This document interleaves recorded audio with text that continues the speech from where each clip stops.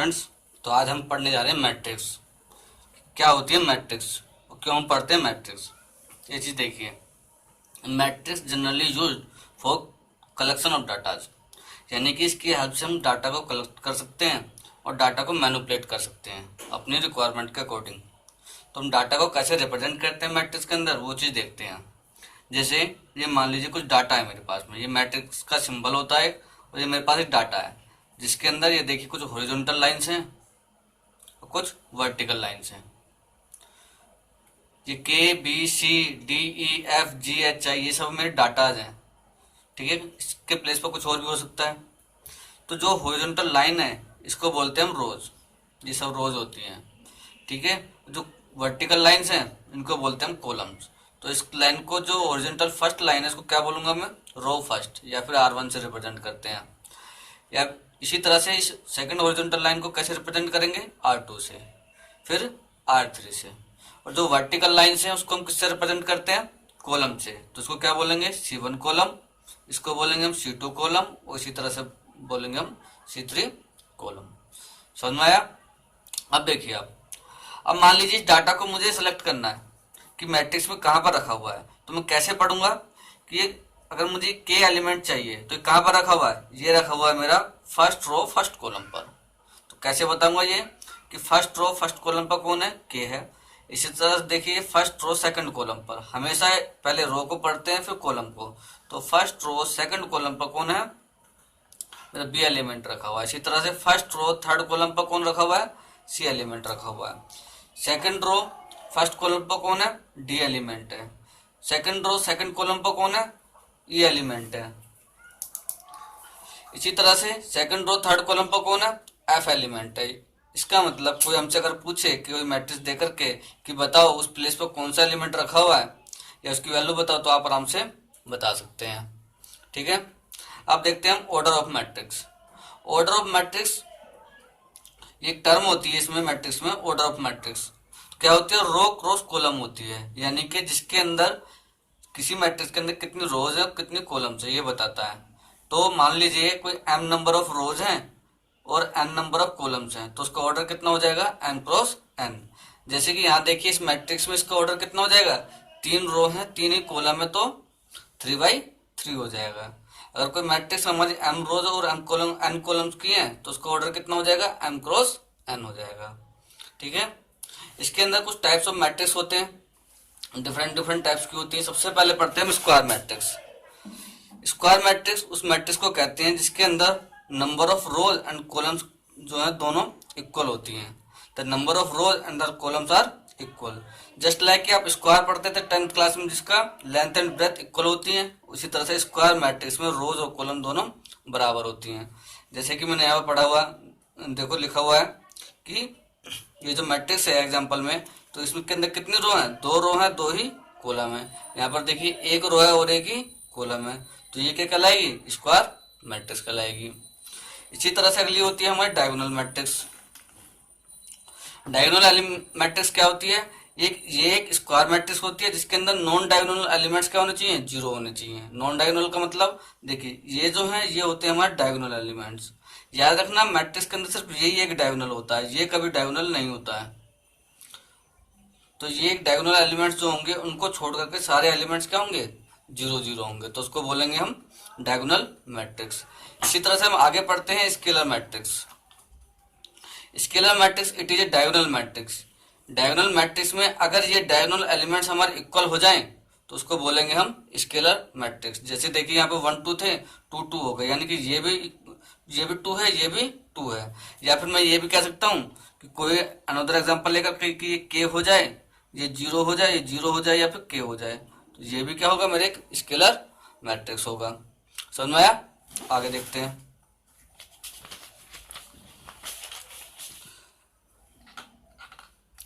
आगे बढ़ते हैं हम लोग आइडेंटिटी मैट्रिक्स। क्या पढ़ते हैं बच्चे, आइडेंटिटी मैट्रिक्स। ये एक डायगोनल मैट्रिक्स है जिसके अंदर जो डायगोनल एलिमेंट्स है वो हमारे यूनिटी हो जाने चाहिए। यूनिटी का मतलब 1 1 हो जाने चाहिए, तो उसको बोलते हैं हम आइडेंटिटी मैट्रिक्स। इसको आई से रिप्रेजेंट करते हैं। और फिर होता है हमारे एक जीरो मैट्रिक्स। जीरो मैट्रिक्स के अंदर अगर सारे एलिमेंट्स हमारे 0 0 हो जाएं उसको बोलते हैं हम लोग जीरो मैट्रिक्स। इसी तरह से हमारा होता है एक रो मैट्रिक्स। रो मैट्रिक्स में अगर एक रो हो और नंबर ऑफ कॉलम्स कितने भी हो सकते हैं, उसको बोलते हैं हम रो मैट्रिक्स। एक होता है हमारा कॉलम मैट्रिक्स, यानी कि जिसके अंदर सिर्फ एक ही कॉलम हो और नंबर ऑफ रोज कितने भी हो सकते हैं, उसको बोलते हैं हम लोग कॉलम मैट्रिक्स। ठीक है, आई होप आपको समझ में आया होगा। तो ये थे हमारे कुछ सम टाइप्स ऑफ मैट्रिक्स जो एक बेसिक है। तो आगे हम देखेंगे कि कैसे क्वेश्चन एग्जाम में पूछे जाते हैं।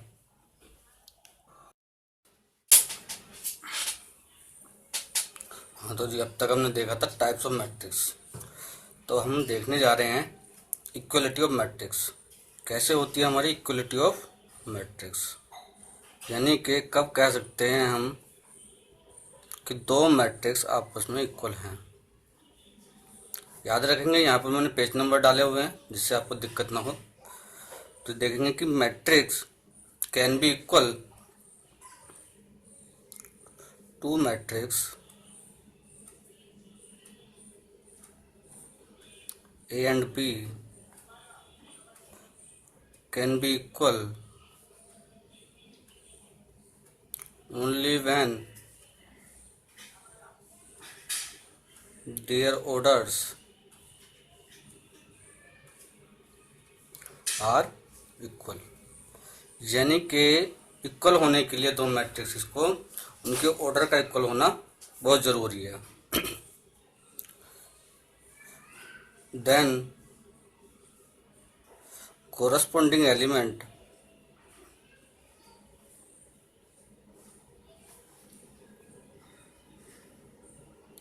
of matrix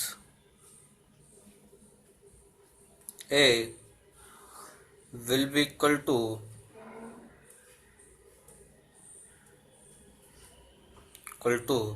corresponding element of matrix B. क्या मतलब इस बात का, ये चीज़ को समझेंगे। सपोज दैट मैं ये कहता हूँ कि एक मैट्रिक्स आपके पास में x 4 3 y, एक अनोदर मैट्रिक्स है मैट्रिक्स बी इक्वल टू 2 4 3 1। तो यहाँ पर देखिए ए का ऑर्डर कितना है, ए का ऑर्डर 2/2 और बी का भी ऑर्डर कितना है 2/2। यानी कि हम कह सकते हैं कि ए और बी आपस में इक्वल हैं। तो फाइंड एक्स एंड वाई। तो हमें क्या निकालना है, एक्स और वाई की वैल्यू निकालना है। तो देखो बच्चों, कोरस्पॉन्डिंग का मतलब होता है कि जैसे एक्स को देखो यहाँ पर, तो कहाँ पर रखा हुआ है, first row and first column में रखा हुआ है। तो इसी तरह से यहाँ पर देखो मैट्रिक्स बी में जो 2 है वो कहाँ पर रखा हुआ है, तो फर्स्ट रो फर्स्ट कॉलम में रखा हुआ है। इसका मतलब कोरस्पॉन्डिंग का मतलब ये होता है कि first row first column of matrix A will be equal to first row and first column of matrix of B. इसका मतलब एक्स की वैल्यू हो जाएगी यहाँ पर 2।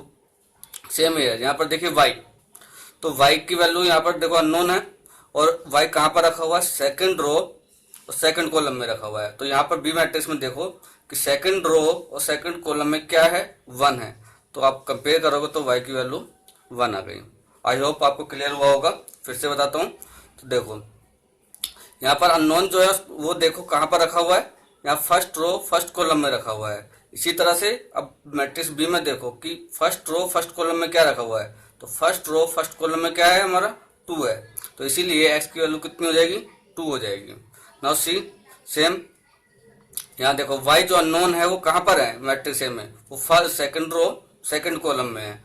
तो यहाँ पर मैट्रिक्स बी में चेक करो कि सेकंड रो और सेकंड कॉलम में क्या रखा हुआ है, 1 रखा हुआ है। इसलिए y की वैल्यू कितनी हो गई, 1 हो गई। ठीक है, और कुछ एग्जांपल्स ले लेते हैं। जैसे आपकी बुक का क्वेश्चन है,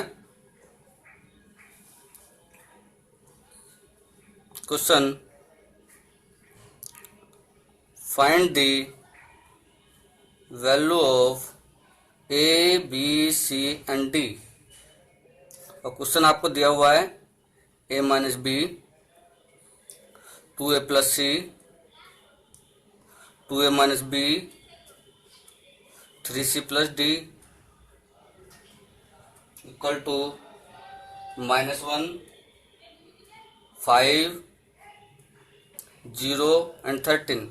तो आपको इनकी वैल्यू को निकालना है। तो हम कैसे फाइंड आउट करेंगे वो चीज़ समझते हैं। तो देखो फर्स्ट रो फर्स्ट कॉलम में क्या है, फर्स्ट रो फर्स्ट कॉलम में ए माइनस बी। इसी तरह से मैट्रिक्स बी में देखिए आप, फर्स्ट रो फर्स्ट कॉलम में क्या हमारा -1। इसका मतलब एक इक्वेशन आपकी यहाँ से बन गई, A minus B equal to -1। Same है यहाँ पर देखो सेकंड रो सेकंड कॉलम में क्या है 2a माइनस बी, और इधर देखो सेकंड रो और सेकंड कॉलम में क्या है 0। तो इसी तरह से दो इक्वेशन हमारी यहाँ बन गई। ठीक है, इन दोनों इक्वेशन को सोल्व कर लो। तो आपने पढ़ाई है 10th क्लास में, बाय एलिमिनेशन मेथड कर सकते हैं, जैसे मर्जी कर सकते हैं आप इसको। तो देखो माइनस प्लस प्लस, तो आप देखेंगे तो कैंसिल आउट हो जाएगा बच्चे, -a इक्वल टू -1। तो a की वैल्यू कितनी आ गई 1 आ गई, a की वैल्यू हम 1 हो गई। अब किसी भी इक्वेशन में इसको पुट कर दो, a minus B equal to -1 है, तो a की वैल्यू कितनी है 1 है, माइनस बी इक्वल टू -1 हुआ, तो माइनस बी इक्वल टू -1, तो b इक्वल टू कितना आ गया बच्चे 2 आ गया। ठीक, इसी तरह से हम देखते हैं, यहाँ पर देखिए आप फर्स्ट रो और सेकंड कॉलम की बात करूं मैं तो 2a plus c equal to कितना हो जाएगा। यहाँ पर सेकंड मैट्रिक्स में ऐसे देखेंगे कि फर्स्ट रो सेकंड कॉलम में कितना है 5 है, इक्वेशन मेरी थर्ड बन गई। इसी तरह से यहाँ पर देखिए आप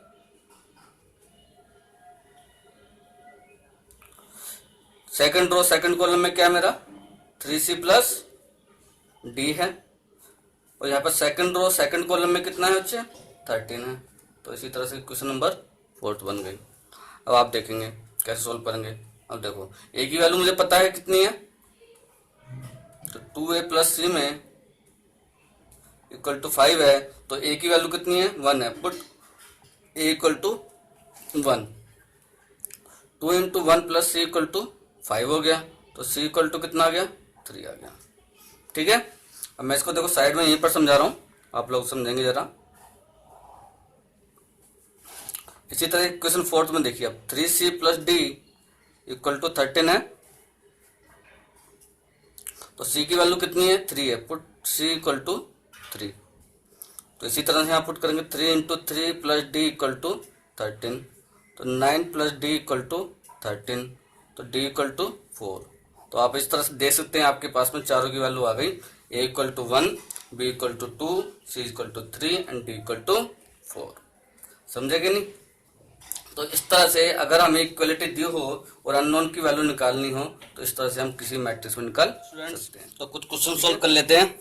जैसे आपकी बुक का क्वेश्चन है, find x if y equal to 3 2 1 4, ये मैट्रिक्स गिवन है, और and 2x plus y equal to something given है, और आपको एक्स की वैल्यू निकालनी है। तो देखो इससे पहले भी कुछ एडिशन सब्ट्रैक्शन के क्वेश्चन हैं, वो थोड़े ईजी हैं, आप लोग ट्राई करना। कोई डाउट होगा तो मुझे बता देना, मैं सोल्व करके दे दूंगा। तो कैसे सोल्व करते हैं इस तरह के क्वेश्चंस को, और जिस तरह के क्वेश्चंस आपके बोर्ड में बहुत ज़्यादा पूछे जाते हैं। तो देखो कैसे करेंगे। फर्स्ट ऑफ ऑल मैंने क्या किया, लेट कर लिया। लेट देखिए आप, जिस ऑर्डर की कोई मैट्रिक्स गिवन है, देखिए इसका भी ऑर्डर कितना है, वाई का ऑर्डर कितना 2/2, ये भी 2/2 है। तो इसी तरह से मैंने कोई एक मैट्रिक्स को मान लिया कि क्या है वो ABCD, सपोज दैट कोई एक मैट्रिक्स है ABCD। अब देखिए अब क्वेश्चन को लेते हैं, 2x plus y equal to 1032 मेरा गिवन है। अब यहाँ पर देखिए 2 इंटू एक्स कितना है मेरा ABCD plus y, y how much 3214 equal to how much 1302। अब देखिए आप इस 2 की, ये 2 क्या है कांस्टेंट है, तो जब अंदर मल्टीप्लाई करूंगा तो पूरी मैट्रिक्स में मल्टीप्लाई होगा। तो 2a 2b 2c 2d plus 3214 1032 सोन। अब देखिए आप बीच में प्लस है, इसका मतलब मुझे ऐड करना है। तो कैसे ऐड करते हैं मैंने बताया आपको, कोरस्पॉन्डिंग एलिमेंट आपस में ऐड होंगे, तो 2a प्लस 3 हो जाएगा, तो 2b प्लस 2 हो जाएगा, तो 2c प्लस 1 हो जाएगा, 2d+4 हो जाएगा इक्वल टू में 1032। नाउ ऑन कंपेयरिंग, आप कंपेयर करोगे, कंपेयर करने का मतलब होता है कि फर्स्ट कॉलम का एलिमेंट किसके इक्वल होगा, फर्स्ट रो फर्स्ट कॉलम के एलिमेंट के बराबर, यानी 2a+3 इक्वल टू 1 हो जाएगा, 2a+3 इक्वल टू 1 हो जाएगा। तो 2a इक्वल टू 1 - 3, तो a की वैल्यू आप सॉल्व करेंगे तो बच्चे -1 आ जाएगी। Got it. इसी तरह से आप आगे देखिए, 2b+2 इक्वल टू 0 हो जाएगा, तो 2b इक्वल टू -2, तो b इक्वल टू -1 आ गया। सेम यार, इधर देखिए आप, 2c+1 इक्वल टू 3, तो 2c इक्वल टू 3 - 1, और c की वैल्यू सॉल्व करेंगे तो c की वैल्यू कितनी आ जाएगी, 1 आ जाएगी। इसी तरह से 2d+4 इक्वल टू 2, तो 2d equal to 2 - 4, 2d equal to -2, तो d की वैल्यू कितनी आ गई, -1 आ गई। ठीक है, अब कुछ नहीं है, जो मैंने मैट्रिक्स मानी थी उसमें वैल्यूज को पुट कर दो, a b c d। तो ए बी सी डी की वैल्यू कितनी है मेरी, ए की वैल्यू है -1, बी की वैल्यू कितनी है -1, सी की वैल्यू कितनी है 1, और डी की वैल्यू कितनी है -1। तो ये आपका आंसर हो गया। ठीक है, इसी तरह से अगला क्वेश्चन देखते हैं। देखिए बच्चों, ये भी आपकी बुक का क्वेश्चन है, एक्स और वाई की वैल्यू निकालनी है आपको, जबकि आपको ये कंडीशन गिवन है। इस तरह के क्वेश्चंस भी आपके एग्जाम में खूब पूछे जाते हैं। कैसे करेंगे, पहले क्वेश्चन लिख लेते हैं फिर से। 130x plus y012 equal to 5618। ठीक है, अब अंदर मल्टीप्लाई कर दो इसकी, 2 की मल्टीप्लाई पूरी मैट्रिक्स में होगी, तो 2 बन जाए 2, 2 3 जा 6, 0 2x प्लस y012 5618। तो देखो ऐड करेंगे तो कोरस्पॉन्डिंग एलिमेंट ऐड अप हो जाएंगे, तो 2 + y और 6 + 0, 0 + 1, 2x + 2 इक्वल टू कितना हो जाएगा 5618। नाउ कंपेयर कर दो, ऑन कंपेयरिंग आप देखेंगे 2 + y इक्वल टू कितना हो जाएगा बच्चे 5 हो जाएगा, तो y की वैल्यू 3 हो जाएगी। इसी तरह से 2x + 2 इक्वल टू कितना हो जाएगा 8 हो जाएगा, तो 2x equal to 8 - 2, then 2x equal to 6, तो x इक्वल टू 3। तो इस तरह से हम क्वेश्चंस को कर सकते हैं। x इक्वल टू कितना हो गया, देखो 2x + 2 equal to 8, 2x equal to 8 - 2, 2x equal to 6, x equal to 3। तो इस तरह से हम क्वेश्चंस को सॉल्व कर सकते हैं। तो फिर कुछ और क्वेश्चंस कर लेते हैं, जैसे ये आपकी बुक का क्वेश्चन नंबर 7, उसका सेकंड पार्ट है। तो आप देखिए कैसे करेंगे इसको सॉल्व। क्या question number, 2x + 3y equal to 2340, and second 3x + 2y equal to 2 - 1 - 2 और 5। इसको मुझे सॉल्व करना है। तो क्या करो, इसको इक्वेशन नंबर फर्स्ट मान लो, इसको इक्वेशन नंबर सेकंड मान लेते हैं। अब देखिए आप, इस तरह की इक्वेशन आपने 10th क्लास में सॉल्व की होंगी कि 2x + 3y equal to something, 3x + 2y equal to something. तो कैसे करेंगे, कोई भी दो वेरिएबल को क्या कर लो, इक्वल कर लो। तो मैंने क्या किया, इक्वेशन फर्स्ट में मल्टीप्लाई कर दो 3 से, और इक्वेशन सेकंड में मल्टीप्लाई कर दो 2 से। तो देखिए आप, equation 1 multiplied by 2 and equation second multiplied by, equation number first multiplied by 3, and equation second will be multiplied by 2. Now see, आगे कैसे करेंगे, देखिए जब 3 से मल्टीप्लाई करूँगा तो कितना हो जाएगा, 6x plus 9y equal to 3 into 2340। Got it. अब इसको जब 2 से मल्टीप्लाई करूँगा तो 6x plus 4y equal to 2 minus 2 minus 1 5। इसको मान लिया मैंने क्वेश्चन नंबर 3, इसको मान लिया क्वेश्चन नंबर 4। अब देखिए बाय एलिमिनेशन मेथड कैसे करेंगे, माइनस हो जाएगा, ये भी माइनस हो जाएगा और ये भी माइनस हो जाएगा, ये कैंसिल आउट हो गया। तो 9y minus 4y how much, 5y equal to 32340 minus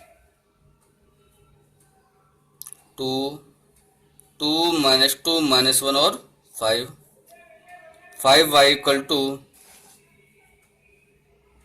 3 से मल्टीप्लाई करोगे तो कितना हो जाएगा बच्चे, 3 2 6, 3 3 9, 3 4 12, 0 माइनस कितना हो जाएगा 4 माइनस 4 माइनस 2 और 10।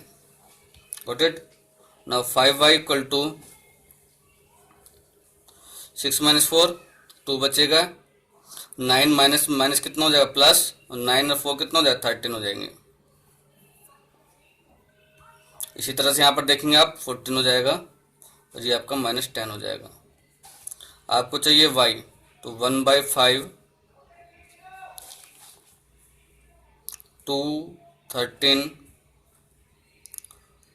14 माइनस 10 हो जाएगा। ये आपकी y की वैल्यू आ गई। अब इस y की वैल्यू को किसी भी क्वेश्चन में आप पुट कर दो। Put y equal to 1/5 2 14 13 minus 10 in equation first में। अब देखिए आगे क्वेश्चन नंबर फर्स्ट क्या है हमारी, 2x plus 3y equal to 2340। जब y की वैल्यू पुट करूंगा तो 2x plus 3/5 2 13 14 minus 10 equal to 2340। Now 2x equal to 2x plus कितना हो जाएगा ये 6/5 39/5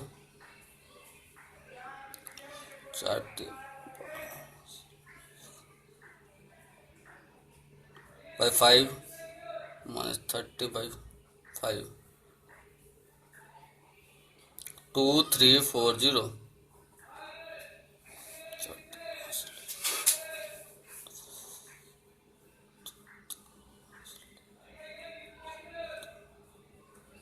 Now 2x equal to 2340 minus 6/5 39/5 42/5 minus 30/5। ना आप इसको जैसे पहले बताया था कैसे माइनस करते हैं उस तरह से करके सॉल्व कर सकते हैं वेरी इजीली। ठीक है ना। आई होप कि आप इसको सॉल्व कर पाएंगे।